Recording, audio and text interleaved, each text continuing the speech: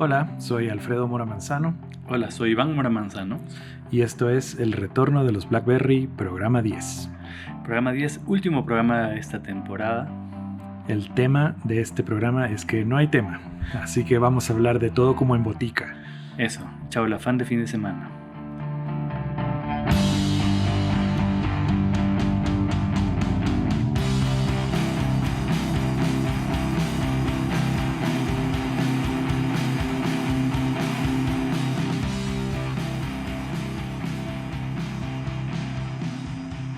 Tal vez deberíamos empezar hablando del hecho de que estamos casi un mes tarde con esto. Y hemos tenido exactamente 3 reclamos de por qué nos atrasamos con el programa. Lo que quiere decir es que estamos conquistando una fanaticada muy fiel. Claro, entonces para mí 3 es como una ola increíble de reclamos. Pero el otro día viendo la gente que nos comenta, creo que sí tenemos a la crema innata de la cultura escuchando este programa. Así que si ustedes no lo escuchan es que no son parte de la crema innata de la cultura. Claro. Aunque le dije eso el otro día a Franz Córdoba y me dijo que él no quería ser parte de la crema innata, que prefería ser parte de la grasa. Nosotros somos la crema innata de la incultura. Somos los mismos de siempre. Tengo ahorita puesta una camiseta que dice los mismos de siempre. Sí. No, bueno, hay muchas razones para las cuales había muchas cosas que hacer, no nos podíamos reunir a hacer el programa, pero lo importante es que estamos aquí y pues vamos a tomarnos el verano para ver cómo vamos a retomar este espacio luego de eso, ¿no? Depende mucho no depende mucho de nada, es como es nuestro hobby, cuando tengamos ganas volveremos. Sí. Pero sí, va a haber un break hasta que terminemos de hacer varias cosas pendientes. Creo que más bien en vez de tratar de explicar lo que no tenemos idea de cómo explicar, este programa se va a tratar de que vamos a hablar de cosas que nos quedaron pendientes de los programas anteriores, sí. De los nuevos temas que sí quisiéramos tratar en la nueva temporada y para la cual igual sí los invitamos a participar en que nos manden sus ideas y sugerencias de qué quieren escuchar. Y también de ciertos comentarios que pudimos o no pudimos responder. Responder, sí. Porque cuando hablábamos, por ejemplo, entre el programa 7 y 8 de una pregunta que nos ponían, de repente alguien nos ponía una pregunta en el programa 1 y esa ya no la respondimos. Claro, lo único que me queda un poco de la frustración de que ya hemos hecho una temporada de 10 programas es que dijimos que el programa 11 iba a ser el más polémico y político. Puede ser. Entonces no, puede que lo sea. Nos quedó pendiente el programa más polémico y político. Ahora que hay mucho de qué hablar de política justo en esta época de preelecciones, no vamos a poder hablar de eso. Qué pena. Oh, es una gran pena. Sí.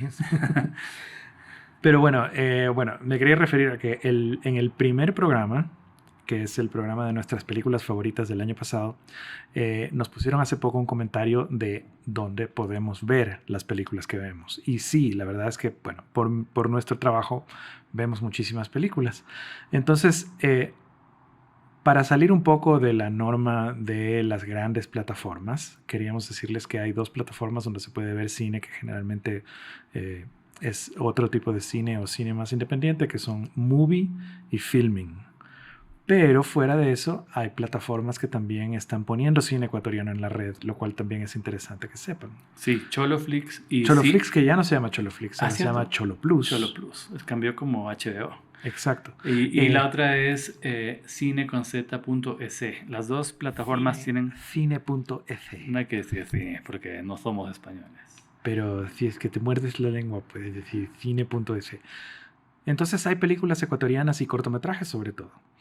Porque también en el programa del cine ecuatoriano también teníamos un comentario al respecto de que querían que recomendemos cortometrajes. Eso sí es como tema para un programa completo.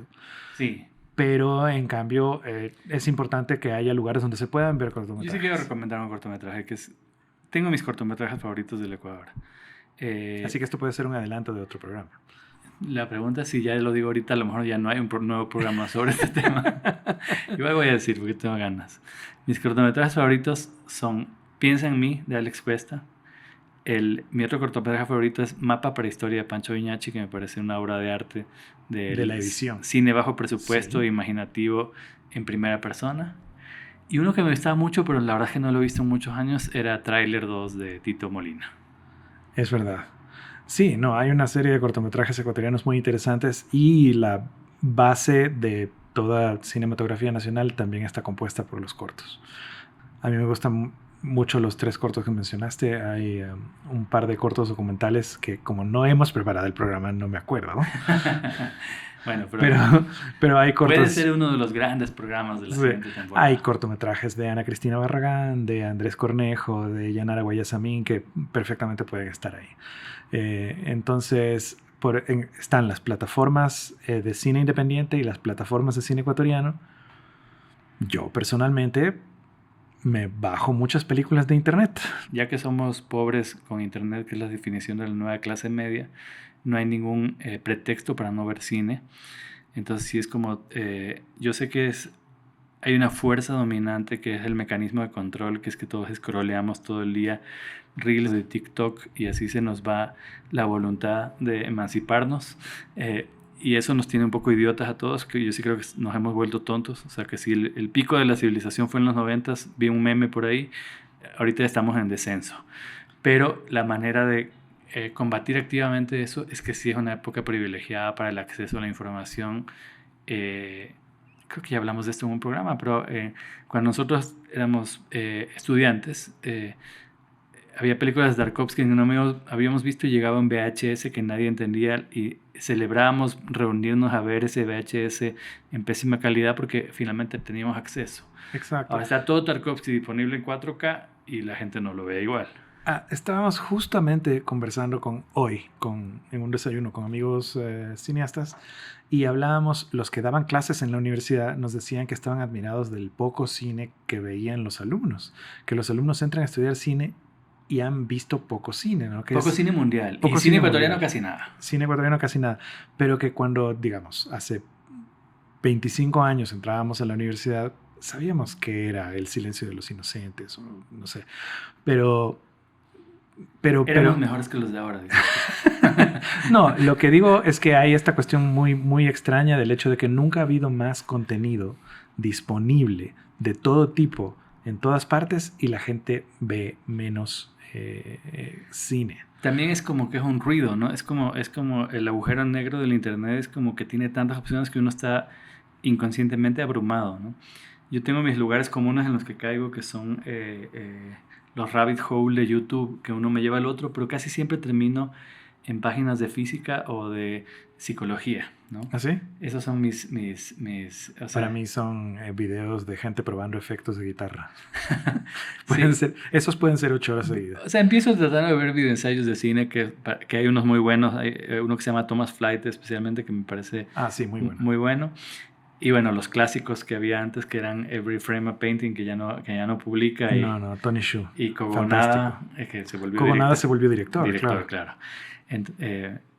Pero entonces ahora veo a Thomas Fly, a Studio Binder, a otros, pero me termina llevando a mis lugares comunes que son o psicología, tipo School of Life, o videos sobre física, que es algo que me apasiona y de lo cual, no sé, o sea, tengo 46 años, es como que es un poco tarde, pero es un gran interés de mi vida ahora la física, ¿no? Y con respecto a la física, vimos hace poco Oppenheimer. Estábamos hablando hace muy poco aparte de la experiencia increíble de ver Oppenheimer con ese sonido en la sala IMAX láser, que tiene una pantalla de 24 metros de altura, el hecho de que conversábamos de que es una película que representa un momento clave de la historia, muy polémico, porque el objetivo final del proyecto Manhattan era tener una bomba atómica. Pero todos estos físicos increíbles teóricos unidos a los físicos que tenían laboratorios, trabajando en conjunto con un montón de fórmulas matemáticas que básicamente terminaban en experimentos con resultados terribles, pero era como ver la representación de cómo la ciencia pura y la experimentación funcionan. Sí. Y eso a mí me parece algo fantástico de ver. O sea, la película está increíble, es complicada, no moral, pero sino tal vez políticamente, porque justo la película no puede no mojarse. Y entonces sí es difícil hacer esa película desde el punto de vista del entretenimiento masivo, en el que la película realmente no puede se mantiene un poco neutra. Entonces eso sería mi mayor crítica a la película. Dicho eso, me parece que sí es una película pacifista sobre guerra, igual que Dunkirk. El gran mérito para mí de Nolan es que le hace 2 películas de guerra que no son la celebración del heroísmo de la guerra, sino que son películas pacifistas sobre guerra. Y me parece interesante que esta película sí es una respuesta inconsciente a Pearl Harbor, que era la película de propaganda del Departamento de Defensa norteamericano en Hollywood sobre por qué justificaron lanzar la bomba. Esta película no justifica lanzar la bomba, es una gran película. No, y también está el hecho de que Oppenheimer, luego de hacer la bomba, él, digamos, trata de utilizar proponer la diplomacia como un momento de decir hay que tener la bomba para no usarla. Y eso lo condena al ostracismo y la persecución. Y es condenado por haber tenido nexos con el comunismo. Pero al mismo tiempo, claro, uno termina de ver la película y luego se acuerda, había un montón de nazis luego trabajando en Estados Unidos y a ninguno de esos nazis los condenaban. Bueno, el macartismo, era la doble moral del macartismo también, ¿no? Que era todo lo que se parezca al comunismo es nuestro nuevo enemigo y vamos a destruir a todo el comunismo, no a lo que no atenta a nuestros intereses particulares de hoy. Y al mismo tiempo contratar a Wernher von Braun, que era el que hacía cohetes para los nazis, para hacer el programa espacial de Estados Unidos y crear la NASA, ¿no? Claro. Entonces, es una gran experiencia cinematográfica, eso sí. Y un montón de personajes secundarios, actores de primera haciendo personajes secundarios durante 2 minutos. Eso. Claro, eso sí es un mérito que creo que solo como este autor... Me gusta mucho que es una película de autor. Es una película completamente de autor y es una película rara, excelentemente bien escrita y editada para poder entender una propuesta narrativa extraña. Muchas veces cuando empezamos a hablar del cine de autor, la gente cree que estamos hablando de que nos gusta el aburridismo latinoamericano que ha tenido tanto éxito en festivales en el mundo. A mí personalmente me aburre el aburridismo latinoamericano. Hay obras maestras del aburridismo que respeto mucho, ¿no? O sea, hay películas de Lisandro Alonso que yo digo, esta es una película aburrida evidentemente, pero es una obra maestra. Entonces, pero en general no soy un fanático del aburridismo. Yo creo que tú más. Yo sí, me gustan los piedrazos. Entonces, pero sí, en cambio, pienso en el autor como lo pensaba un poco. Bueno, ese es otro programa. Ya podría ser otro programa, la teoría de autor, porque yo no pienso que hoy en día autor, sino autores. Como el cine sí es una obra colectiva, los miembros del equipo terminan siendo coautores. Era muy obvio el tema del coautor, el escritor, que ya decíamos en algún programa que antes el dramaturgo era el verdadero autor de la obra y ahora es el director. Pero luego hay fotógrafos, autores como el Chivo Lubeski,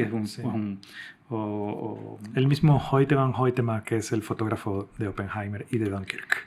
Es un autor, ¿no? O sea, los músicos para mí son autores del... Almodóvar no es Almodóvar sin la música de Alberto Iglesias. Sí. Y los actores son Tim autores Burton también. No es Tim Burton sin Danny Elfman. Sin Danny Elfman, claro. Claro, y la misma, por ejemplo, ahora que está de moda Barbie, la misma Greta es una actriz autora. O sea, las películas tienen su impronta de actuación, ¿no? ¿Sabes quién fotografió Barbie? ¿Quién? Rodrigo Prieto. Me enteré hoy. Es otro autor. Gran autor. Claro, es otro autor. Entonces, un cine de autores, expandiendo la teoría del autor de André Bazin y de Truffaut. Pero lo que me gustaba de esa teoría es que la manera en que la promocionaron más fue con Hitchcock, que lo rescataron como autor, que antes lo tenía la prensa y la crítica ladeado como este cineasta comercial. No tiene nada que ver lo comercial con lo autoral. Exacto. Valoro que lo que sobrevive la historia es lo que tiene siempre el autor. O sea, pero en cambio, el autor que no es universal, le cuesta sobrevivir la historia. Entonces, un poco lo que dice Marta Andreu, claro, lo personal universal. Claro, de lo que hablamos alguna vez de que a ti te gusta más, a mí no me gusta tanto Inception de Nolan, porque me parece que es una película que a pesar de que es de autor y tiene cosas visualmente increíbles, tiene concesiones de estudio. Y Oppenheimer me parece que no tiene tantas concesiones de estudio. No, es una película más libre. Es una película rara, llena de imágenes raras, de cortes raros. Todavía falta ver si en las semanas siguientes efectivamente Barbie y Oppenheimer, o como se les ha denominado el verano Barbieheimer, va a salvar o no a la taquilla mundial. Sí, y bueno, pero hablando del lenguaje, me acordé de una pregunta que nos hicieron del programa 3. El programa 3 hablamos de las telenovelas. Ajá. Y un amigo nuestro nos preguntaba en los comentarios si nos parece que las telenovelas siempre son dramáticas, de la manera en cómo las percibimos. Telenovelas latinoamericanas, llenas de tragedias. Nos preguntaba si es que hay telenovelas de comedia, y preguntaba si los sitcoms son telenovelas de comedia. Y yo tendría que decir, hay sitcoms que son más telenovelescos porque siguen una historia de o parejas o conflictos melodramáticos, claro. Claro, que se van moviendo a través de las temporadas. Que el hilo principal sería melodramático. Claro. Y hay otras que no, que son completamente formulaicas, que tal vez hay una gran historia que se da durante toda la temporada, pero los sitcoms fueron creados para los canales regulares cuando la gente se sentaba en una hora específica a ver televisión. Y la regla para eso era de que una persona pueda ver cualquier capítulo y poder entender todo rápido y poder disfrutarlo, porque a diferencia de las plataformas en que te puedes ver todos los capítulos en orden cuando quieras, a veces llegabas a los capítulos de los sitcoms a media temporada. Claro. Entonces están diseñados justamente para poder siempre ser vistos en desorden. En desorden. Y que no importe tanto. Sí, y que no importe tanto. Entonces sí, hay sitcoms que tienen definitivamente elementos de telenovela. El caso más paradigmático se llama Soap, que es justamente por las soap operas, que eran las telenovelas norteamericanas, que es un sitcom de los años 70 basado en las telenovelas, con conflictos de telenovelas, pero con una risa grabada cada 30 segundos. Claro. Ahorita que dijiste las telenovelas, cuando en el programa de las telenovelas, las series, tocamos a Vargas Llosa y a la conclusión de que hay algunos genios tontos. A mí se me ocurría que podía haber... Me gusta esa yuxtaposición radical del concepto de genio tonto. Tal vez podríamos mandarnos todo un programa de los genios tontos y unir en un mismo multiverso a Kanye West y a Vargas Llosa, que ¿por qué no? Están más cerca de lo que se piensa. Ahí me voy a meter en otro tema del que quería hablar, que creo que tenemos mucho más que explorar. Cuando hablamos del programa de apropiación cultural, hablamos también del remix. Yo creo que solo indagar en el concepto de remix es un programa entero. Sí. Y uno de los grandes genios contemporáneos del remix es Kanye. Kanye es heredero de esta cuestión que hacen los raperos, de que son samples sobre los cuales se rapea. Y hay discos increíbles con miles de samples, como Paul's Boutique de Beastie Boys, y Kanye es justamente un genio heredero de crear nuevas formas de hacer samples. Claro, él es como de los más innovadores en el tema del sampleo, el remix, o sea, las variantes posibles que implica eso, y al mismo tiempo, como es de conocimiento público, es capaz de hacer comentarios desubicados en un nivel casi delirante. Claro, no lo quieres oír cuando no está haciendo música. Sí. Ya. Con respecto a la palabra genio, a mí sí me parece bien interesante el hecho de que, como dice Louis C.K., de quien ya hablamos en varios programas, es una palabra que se asigna muy fácilmente.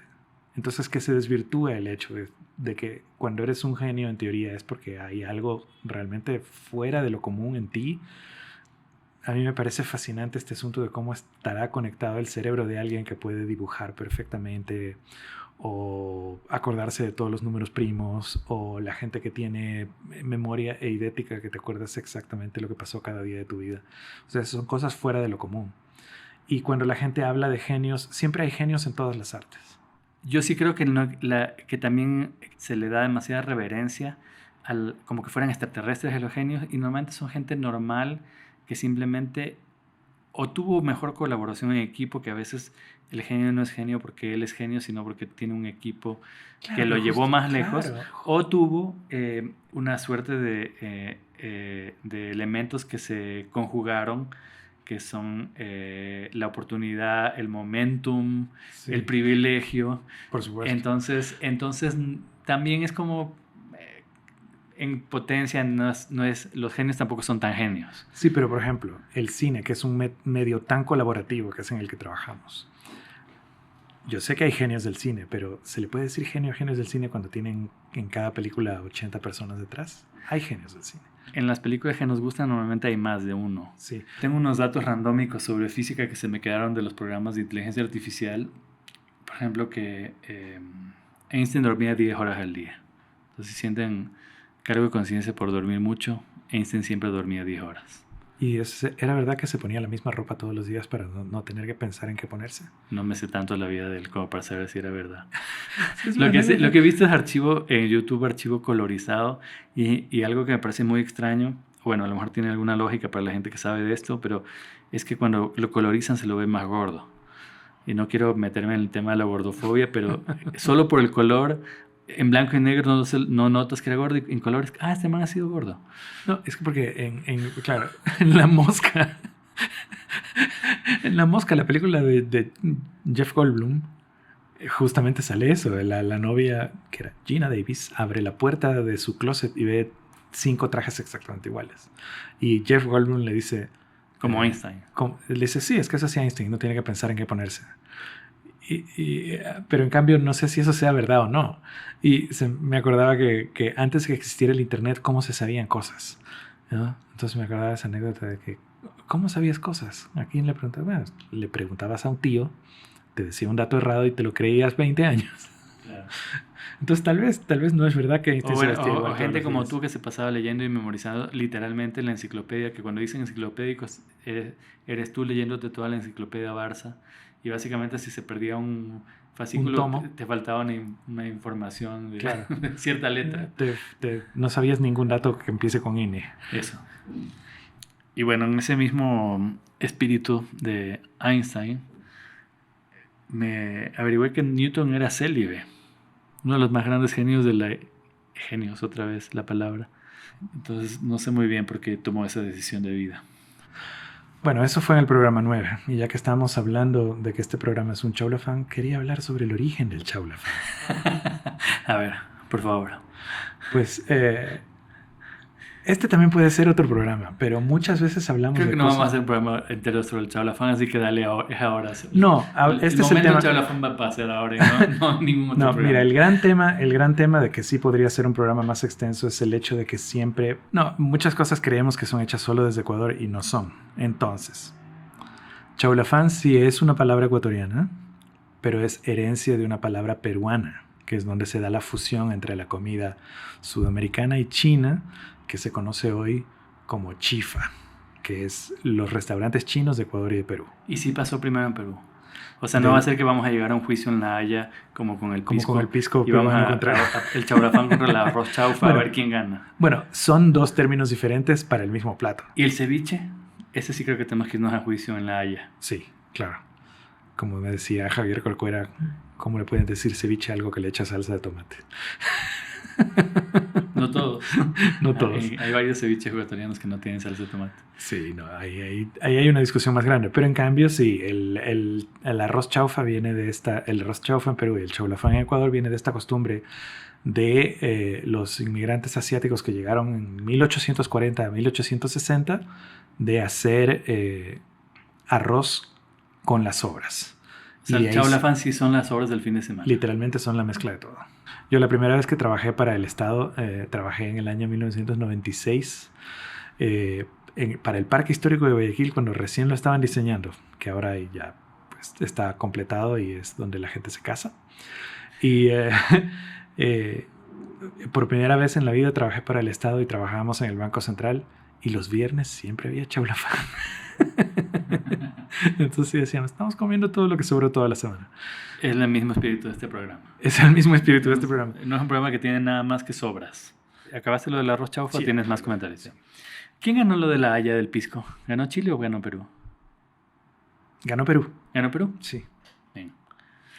En lo de la cultura huayaca dijimos que ahí hay mucho más de qué hablar, por ejemplo, de la música, pero también topamos a los autores y me olvidé uno que sí quería, que lo tengo en mis notas y no lo dije, que es Pipo Martínez.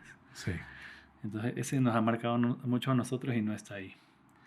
La primera vez que en teoría hice stand-up en mi vida fue porque conté un cuento que es muy cómico de Pipo Martínez en un concurso de libro leído en el colegio. Sí, me acuerdo. Sí.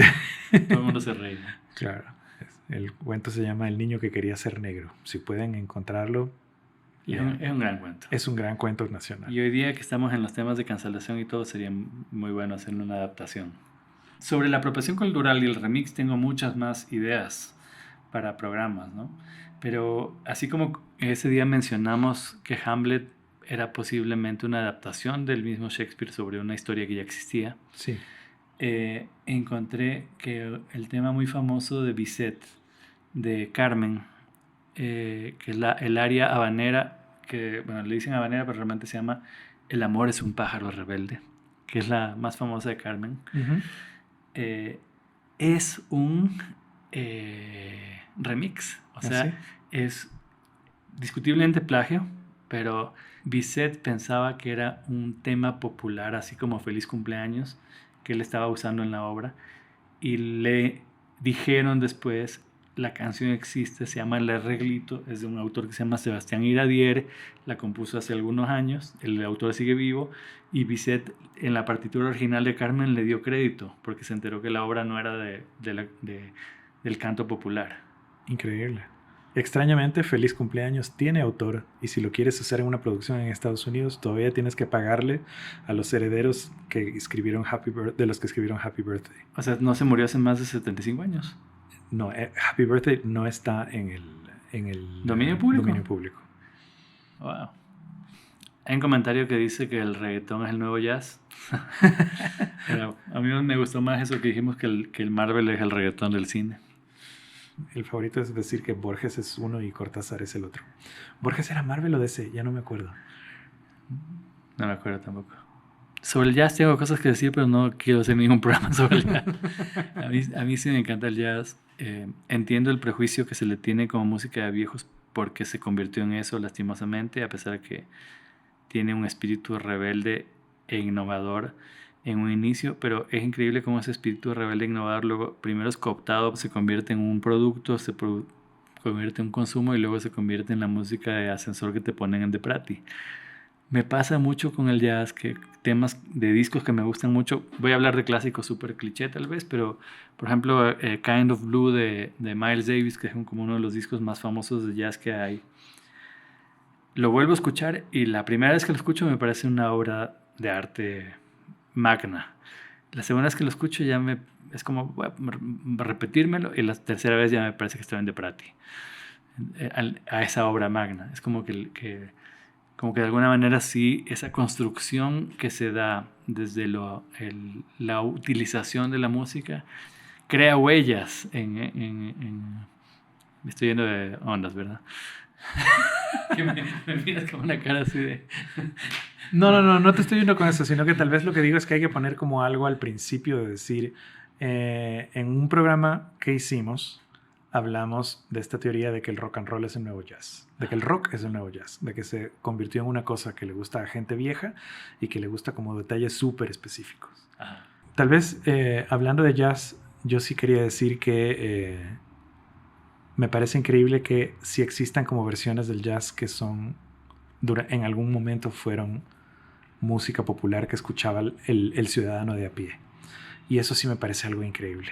O sea, de que en los años 40, en los momentos del bebop, la gente escuchaba jazz en la calle y eso ya se ha perdido un poco.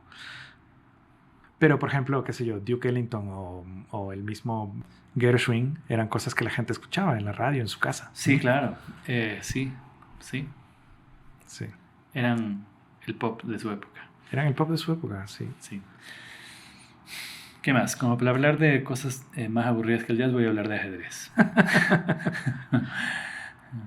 Tenía un quote del ajedrez que no creo que dije en el programa sobre inteligencia artificial, es que hay más jugadas de ajedrez que partículas en el universo. O sea que el tema de las probabilidades está increíble. Creo que es interesante que este programa estamos dando siempre un montón de vueltas por cualquier tema y estamos volviendo al asunto de la ciencia cada rato. Así que yo en cambio quería decir que una vez le preguntaron a Neil deGrasse Tyson cuál era el hecho científico que para él era el más impresionante que conocía. Y pues él, que es un astrofísico de fama mundial, dijo: el hecho científico más impresionante para mí es que la misma cantidad de partículas y átomos que se liberó en el Big Bang hace miles de millones de años es la misma cantidad que existe ahora. No hay más ni menos, esa es la cantidad que hay. Y entonces queremos creer que como ha pasado tanto el tiempo hay más cosas, No. En ese momento se liberaron las mismas partículas que existen hasta hoy. Muy bien. Bien. Y en el programa de apropiación cultural se me quedó un comentario pendiente que era que hablábamos del canibalismo que en la época de la colonia fue la gran propaganda con la que se justificó básicamente la dominación, porque el canibalismo era la manera de decir que somos unos salvajes en Latinoamérica. Entonces quería decir que ese fue el primer experimento de fake news, pero luego me quedé pensando, y que tal vez era decirlo en ese programa, que el primer experimento de fake news es la Biblia y todos los libros religiosos. Bueno, como dijo Ricky Gervais, si es que tú borraras todos los libros de ciencia del mundo, se volverían a escribir exactamente igual. Y si borras todos los libros de religión del mundo, nunca se volverían a escribir igual. Dicho eso, para básicamente meternos con las creencias del 90% de la humanidad, creo que... ¿Tienes más cosas? Tengo más cosas, a ver, déjame ver. Tengo de la cultura guayaca, cuando decíamos que las palabras favoritas eran guiringongo y liporia, ¿dijiste? Liporias. Sí. Yo dije mi palabra favorita es la mansita, que me parece una palabra increíble. Me faltó decir que me parece que lo increíble de esa palabra es que es una palabra trans. Claro, porque es una palabra asignada al masculino y que cada vez que viene alguien de fuera dice, ¿cómo le puedes decir mansita a una mujer? Claro. Sí, pero mansita. Porque es mansita de man, no de mansa. Sí. Porque en cambio lo que no entiendo de ninguna manera es como aquí en la sierra le dicen a Guayas el manso. De manso solo el río, ¿no? Sí. Del programa del pop, claro, nos comentaban que estábamos hablando solo del pop, digamos, no sé, de Cure y David Bowie como el mejor pop posible y que no nos estamos metiendo ni con Christina Aguilera ni con el K-pop, aunque Christina Aguilera todavía podría ser el mejor posible en su rango, ¿no? Porque no nos estamos metiendo con el discutible como bueno o malo pop, ¿no? Yo solo tengo que decir en mi defensa que me sé casi 20 nombres de bandas de K-pop por la influencia de mi hija. Yo me sé un par de temas de Blackpink, pero como es fonéticamente. Claro, cuando mis hijas eran chiquitas me sabía más nombres de My Little Ponies que ellas de los Beatles, entonces siempre perdía yo de la influencia cultural.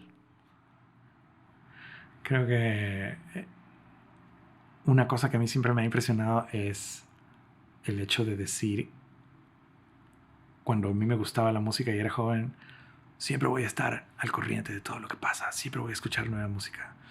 Y creo que tengo que decir que generacionalmente he caído en ese limbo de decir, estoy a pocos años de cumplir 50 y ya la mayoría de lo que está en las listas de popularidad no tengo idea qué es. Yo tengo que decir en tu detrimento que cuando tenías 20 años, desde que tenías 20 años decías que solo el rock de los 70 de Inglaterra era la buena música del mundo y no estabas abierto a escuchar nada nuevo. Yo decía todo lo que es rock inglés o lo que se parezca al rock inglés, pero creo que sí ha empleado un poco. ¿Tienes más comentarios de los que quieres comentar? Claro, en el programa de los multiversos tenemos una pregunta como bastante compleja al respecto de cómo Borges se asumía como gnóstico y que de esa manera él como que creaba ciertos puntos de partida de su literatura. Y tú le comentaste a ese comentario, tengo que investigar más para contestar. Tenemos que decir que no hemos investigado lo suficiente como para contestar una pregunta tan compleja. No estamos capacitados. Vamos a ver si es que lo hacemos en algún momento del verano para en el inicio de la nueva temporada tratar de contestarlo. Claro. No lo prometemos. Claro. No somos como esos políticos que no importa lo que les pregunten, contestan de lo que sea. Sí. O la gente que invitan a la televisión que no importa el tema, aunque no sepan del tema, opinan del tema. No. Claro, no. Pero hay temas de los que no sabemos nada. Quiero aprovechar para decir que a mí esa es una de las cosas que más me parecen interesantes de hacer lo que hacemos. De que uno se aproxima a los temas sobre los que uno va a tratar de hacer una película, si es que uno tiene la suerte de conseguir el dinero para hacerla, desde la duda, desde la curiosidad y desde la exploración. Y eso personalmente a mí es probablemente la parte que más me gusta de lo que hacemos. De no decir que vamos a llegar a un tema teniendo la razón ni buscando certezas. Hay una búsqueda de la honestidad, para mí, que es importante. Y estamos disgregando, ¿no? En ese momento fue... Estamos disgregando durísimo, tal vez en el momento de que se acabe este programa sobre nada. No, digamos... The show about nothing. Entonces, diciendo eso, vamos a dejarlos a ustedes con la duda de cuándo vamos a volver con el programa. Esperamos que sea pronto. Agradecemos a la gente que limpia su casa, que cocina, escuchando este podcast, que maneja. Literalmente con nuestros 200 escuchas por programa, sí es una conversación. Un poco el objetivo de este programa, que era expandir nuestra conversación de la sala, ha sido bien chévere, ¿no? Es como que estamos conversando con muchos más amigos al mismo tiempo sobre muchos temas, y esos amigos nos escriben todo el tiempo y es como una conversación extendida. Entonces sí, era un poco el afán de comunicarnos de otra manera, está sucediendo. Entonces es un hobby que nos gusta, digamos. Es un hobby que nos gusta. Muchas gracias y esperamos verlos bueno, no verlos, pero saber de ustedes dentro de muy poco. Así que, habiendo dicho eso, nos vamos. Nos vamos y esperamos que no se demore tanto la segunda temporada de El Retorno de los Blackberry. Vamos a volver a retornar. El segundo retorno. Gracias. Soy Iván Mora. Soy Alfredo Mora Manzano. Y este fue el Chaulafán, temporada final del Retorno de los Blackberry. No temporada final, pues. Programa final, temporada 1. Perdón. Esto fue el Chaulafán. Final de temporada de El Retorno de los Blackberry. Adiós. Chao.